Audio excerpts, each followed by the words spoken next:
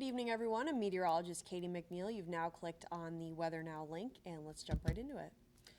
So a lot to talk about here. We've been doing continuous coverage over this strong frontal system that'll be coming through starting tomorrow evening into overnight Sunday into Monday morning. And with that, there's a few advisories and watches out right now by the National Weather Service. First, here is a coastal flood watch due to the potential for coastal flooding, especially during the high tide around 4 or 5 in the morning, or 6 in the morning rather, Monday morning.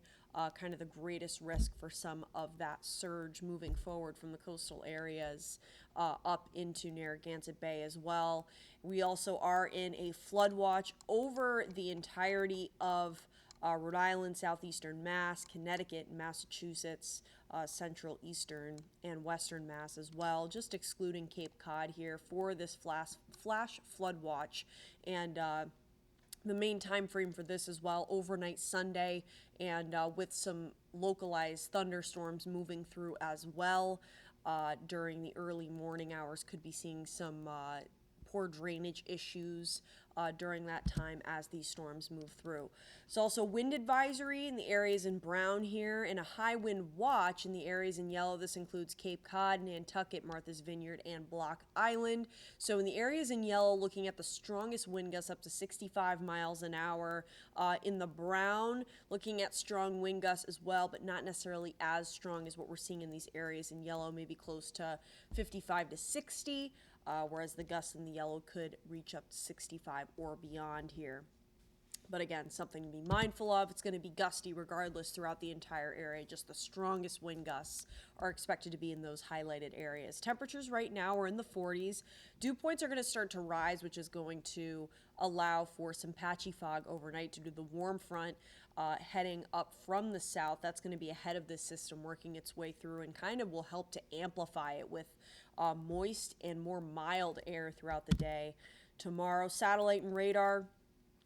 Some light showers moving through South County right now. This is more of a kind of a drizzle with that patchy fog moving through, but we'll be staying mainly dry overnight tonight into tomorrow morning. But let's take a look at kind of what we're tracking extended for this system here Sunday night into Monday. So starting off your day early, we're going to be dry. The first chance for showers isn't going to make its way through until around 1, 2 o'clock, but things are going to start off kind of more scattered and inconsistent and then become kind of more concentrated and steady as we head towards the evening hours, kind of when this main line of the cold front moves through. You can kind of see it becoming more organized here overnight. And when this line moves through, that's when we're seeing the best chance for those thunderstorms. And we could also see localized heavier or higher rainfall totals and stronger wind gusts within these thunderstorms as well. So this will impact the morning commute until at least 8, 9 o'clock. After that, conditions do improve. So we're left with a much drier day for the rest of the day on Monday, although it is going to stay gusty for Monday, even after the rain moves offshore. Let's take a closer look at that coastal flood watch here. So high tide is right around 6 a.m.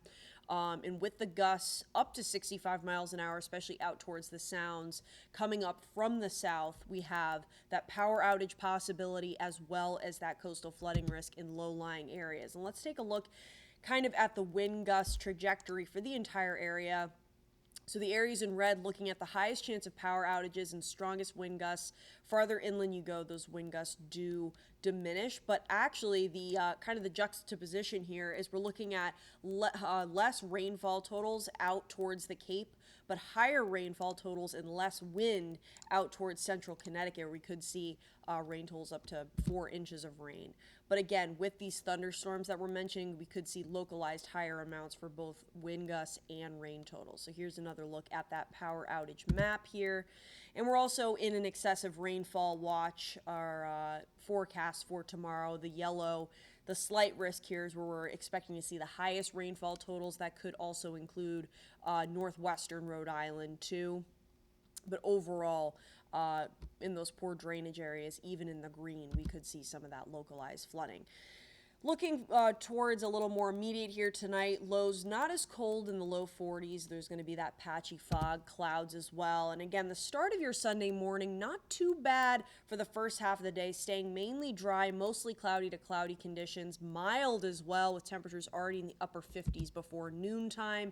That chance for afternoon showers is going to increase as we head towards the evening, kind of steadily progressing, but we're not expecting the brunt, kind of the worst of the rain and wind until around 11, 12 o'clock at night on Sunday into Monday morning.